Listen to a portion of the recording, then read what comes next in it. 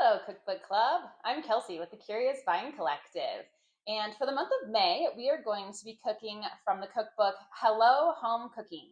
And as I was going through the cookbook, I noticed there's foods from all sorts of categories here. We have breakfast, we have dessert, we have entrees and salads. It's all over the board.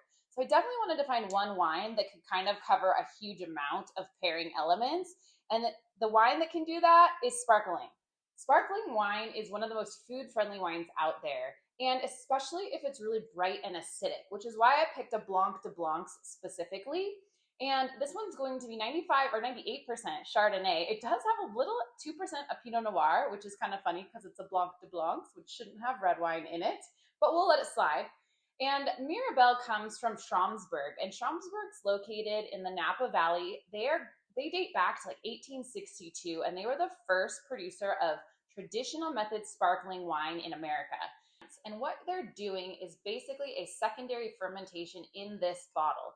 So after the wine is wine, it's already been fermented, they are going to put a little bit more yeast and sugar into the bottle and put a bottle cap on it. And what's going to happen there is it's going to start fermenting again. And one byproduct of fermentation is carbon dioxide or CO2.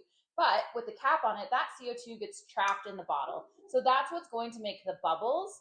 Now, after the yeast have been killed by the alcohol, they're still in that bottle, right? So they can add qualities like toastiness. This definitely has a little toastiness to it, a little creamier texture. So what they like to do is let it age with that yeast in the bottle. So it's called entourage.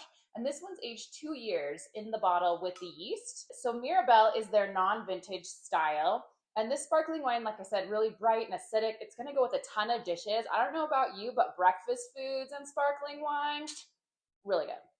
So the other thing I was looking at was the author. His father's from Egypt. He's kind of from the Middle East area. There was definitely some Middle Eastern spices and cuisines in this cookbook. So I wanted to find a red wine that would pair well with a lot of those types of spices. And so I decided to go with a Grenache-based blend.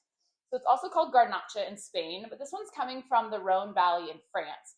And I wanted to pick somewhere in the old world because they definitely tend to have a little bit more earthy qualities to it. But this is a Côte de Rhone. It's going to have a lot of fruit. It's going to have a lot of red fruits. It's got some licorice in there. And it's not going to be too tannic. It's going to be full bodied, but it's not going to have that really drying sensation to it. So this is going to pair well with a lot of the dishes without overpowering with tannin. So I picked a Côte de Rhone Grenache-based blend to go for the red wine.